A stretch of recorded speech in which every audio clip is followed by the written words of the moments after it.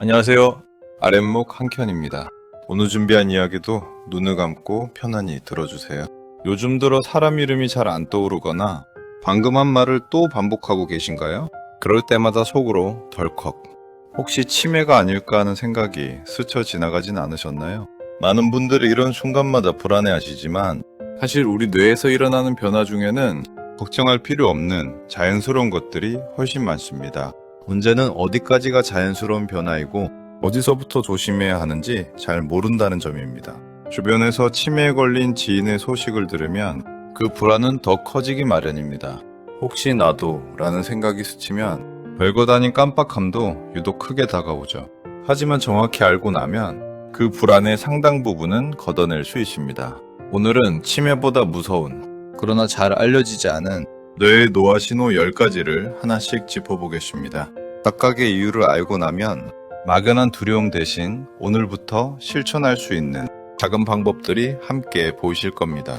어떤 이야기는 이미 알고 계셨던 내용일 수도 있고 어떤 이야기는 처음 듣는 이야기일 수도 있습니다. 끝까지 함께 따라오시면 오늘 하루를 어떻게 보내야 할지에 대한 답이 자연스럽게 그려지실 겁니다. 방금 냉장고 문을 열어놓고 왜 열었는지 까먹은 적 있으신가요? 방에 들어갔는데 뭘 하러 갔는지 도무지 생각이 안 날 때도 있죠. 이런 일이 반복되면 덜컥 겁부터 나기 마련입니다. 하지만 이런 건망증 대부분은 자연스러운 노화의 한 과정입니다.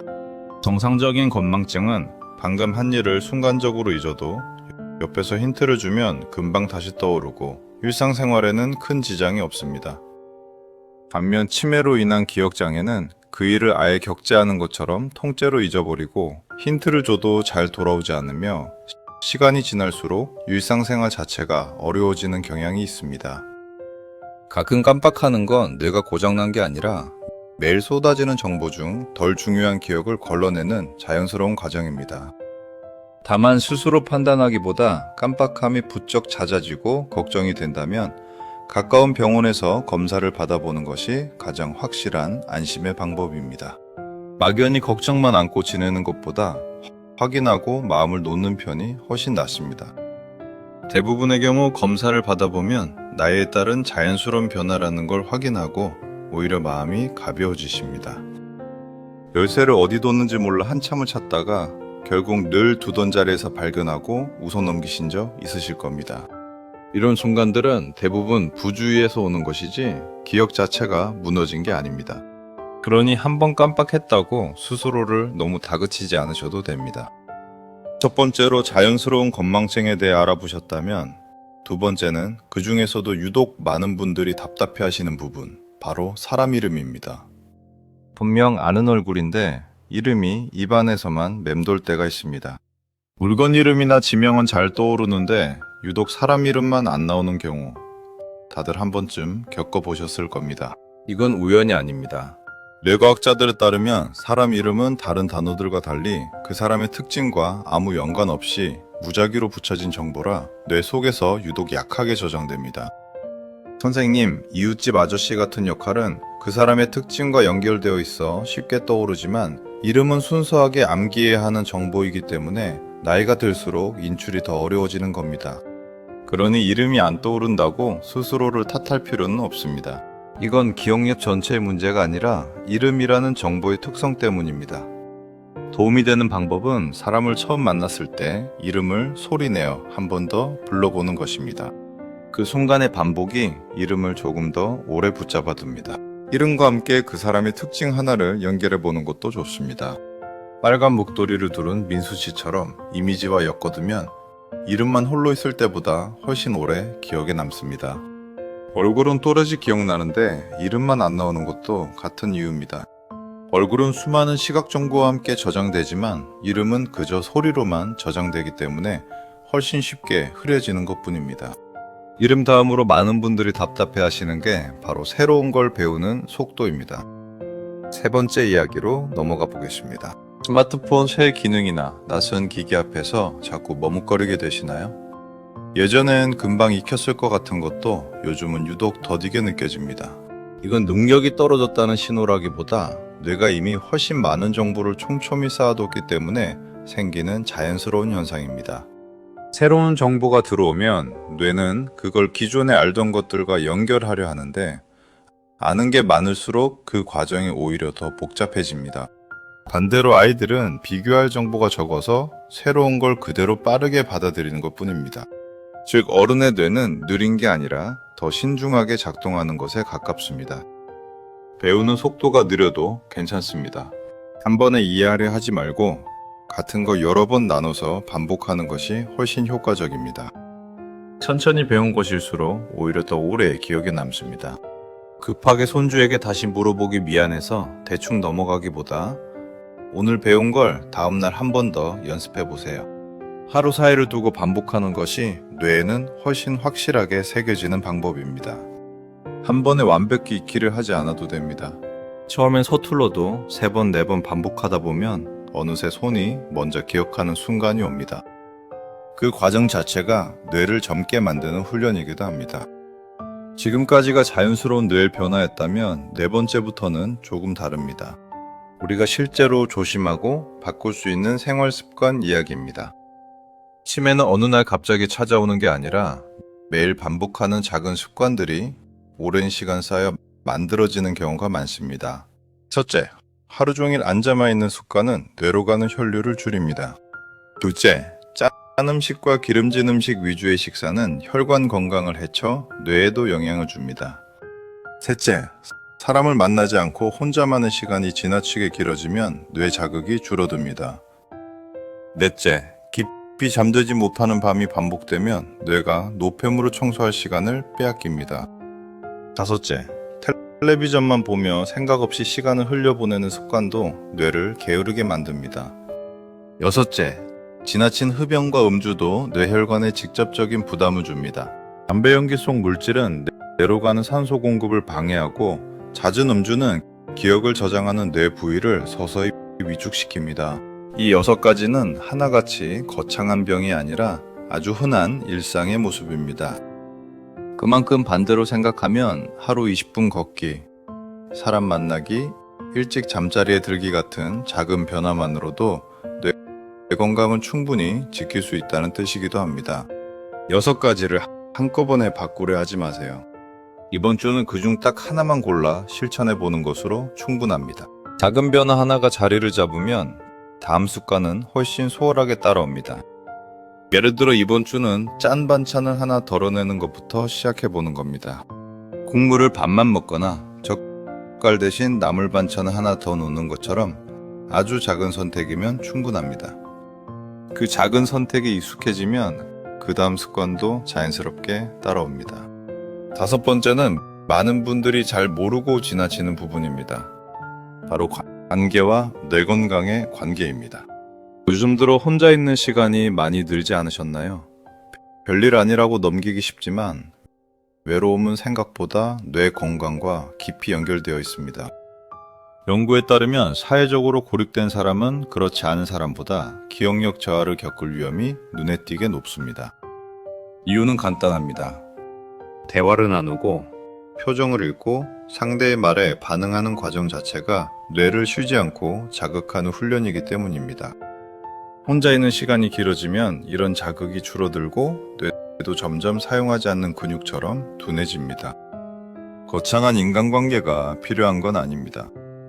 하루에 한 번 이웃과 인사를 나누거나 자녀에게 안부 전화를 걸거나 동네 모임에 잠깐 얼굴을 비추는 것만으로도 충분합니다.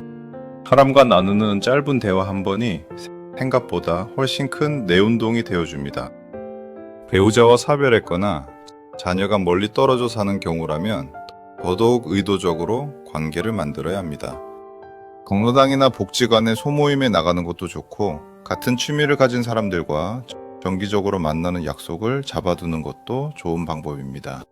먼저 연락하기가 쑥스럽다면 안부를 묻는 짧은 문자 한 통도 좋은 시작입니다.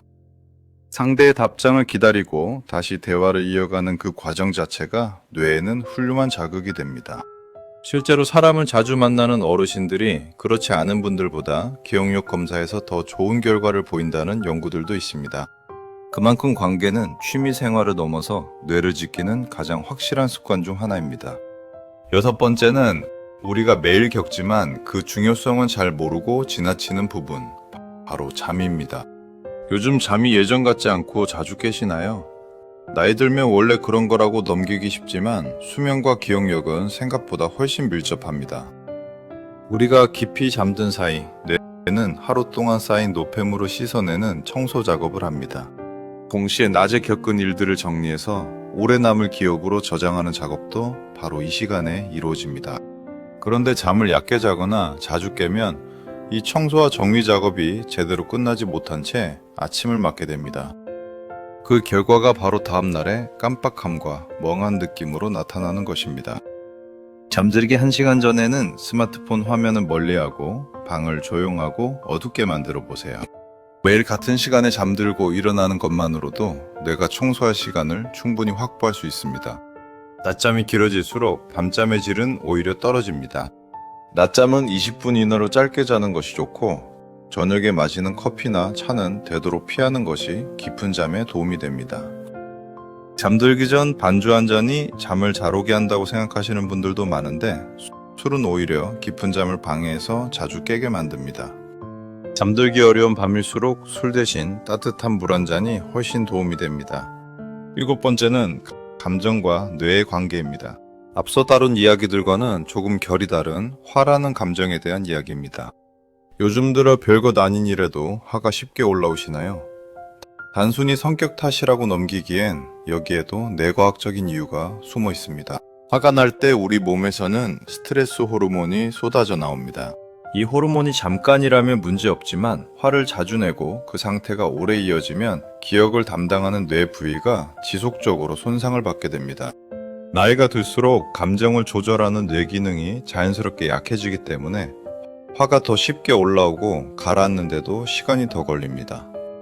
이건 성격이 나빠진 게 아니라 뇌가 겪는 자연스러운 변화입니다. 화가 올라올 때 즉시 반응하기보다 잠깐 숨을 고르고 그 자리를 벗어나는 것만으로도 뇌에 가는 부담을 크게 줄일 수 있습니다. 작은 멈춤 하나가 뇌를 지키는 가장 쉬운 방법입니다. 숫자를 천천히 5가지 세어보는 것도 좋은 방법입니다. 그 짧은 시간 동안 치솟던 감정이 한풀 꺾이고 스트레스 호르몬도 덩달아 차분히 가라앉기 시작합니다. 자녀와 통화하다 서운한 말 한마디에 울컥 화가 치밀 때도 마찬가지입니다. 바로 쏘아붙이기보다 잠깐 전화를 내려놓고 심호흡을 한번 하는 것만으로도 나중에 후회할 말을 하지 않게 됩니다. 8번째는 지금까지의 이야기를 뒤집어 보는 시간입니다. 어쩌면 문제는 기억력이 아닐 수도 있습니다. 분명 기억력이 예전 같지 않다고 느끼지만 사실은 기억력이 아니라 집중력이 문제인 경우가 많습니다. 어떤 정보를 기억하려면 먼저 그 정보에 제대로 집중해서 뇌에 입력하는 과정이 필요합니다. 그런데 나이가 들수록 여러 가지 생각이 동시에 떠오르고 주의가 쉽게 흩어지면서 애초에 정보가 제대로 저장되지 않는 경우가 많습니다.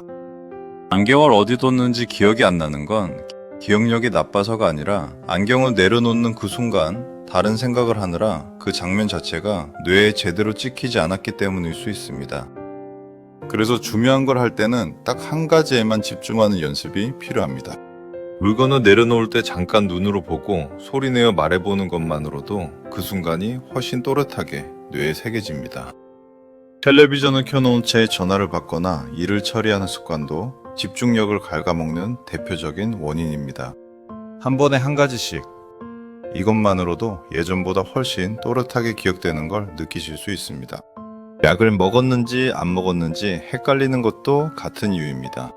약을 먹는 순간 다른 생각을 하고 있었기 때문에 그 장면이 뇌에 남지 않은 것뿐입니다. 약통에 요일을 적어두거나 먹은 즉시 달력에 표시하는 습관이 훨씬 확실한 해결책입니다. 9번째는 지금까지 다룬 원인들을 바탕으로 오늘 당장 실천할 수 있는 방법들을 모아봤습니다. 뇌 건강을 지키는데 거창한 노력은 필요하지 않습니다. 오늘부터 바로 시작할 수 있는 작은 습관 6가지면 충분합니다. 첫째, 하루 20분 걷기입니다. 걷는 동안 뇌로 가는 혈류가 늘어나고 기분도 함께 좋아집니다. 둘째, 평소 안 쓰던 손으로 양치질을 해보세요. 낯선 동작이 뇌에 새로운 자극을 줍니다. 셋째, 매일 짧게라도 사람과 대화를 나누세요. 대화는 최고의 뇌 운동입니다. 넷째, 익숙한 길 대신 가끔 다른 길로 걸어보세요. 낯선 풍경이 뇌를 깨웁니다. 다섯째, 잠들기 전 오늘 있었던 일 3가지를 소리내어 말해보세요.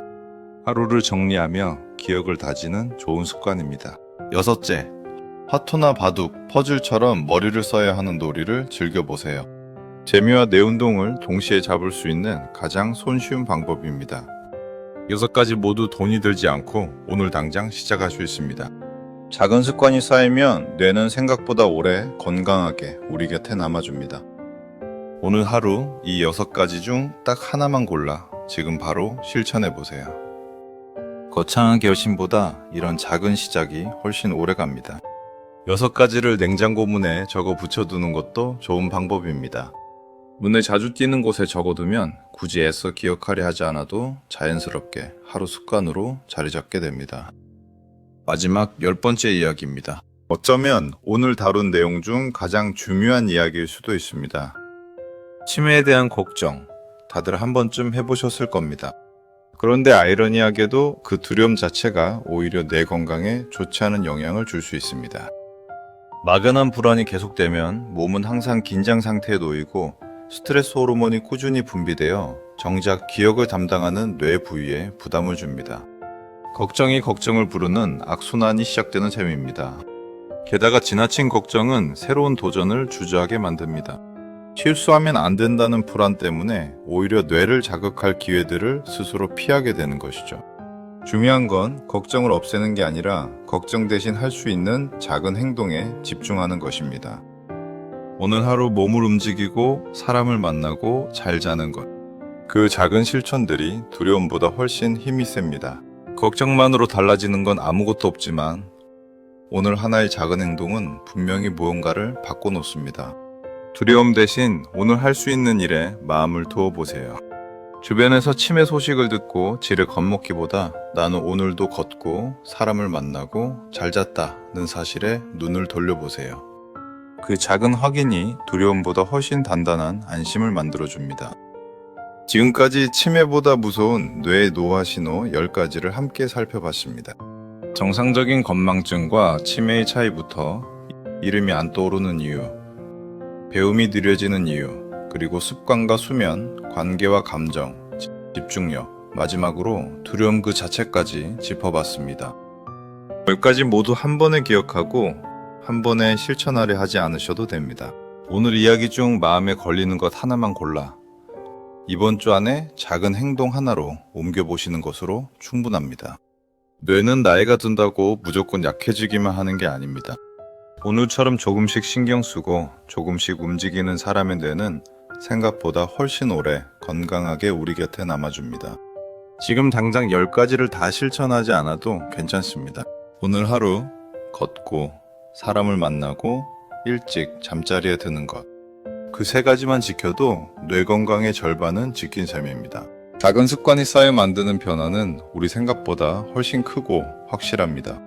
오늘 이야기가 도움이 되셨다면 다음에는 나이가 들수록 화가 더 많아지는 이유를 조금 더 깊이 풀어드리겠습니다. 이야기를 계속 받아보고 싶으시다면 구독과 알림 설정 부탁드립니다. 오늘 하루도 고생 많으셨습니다.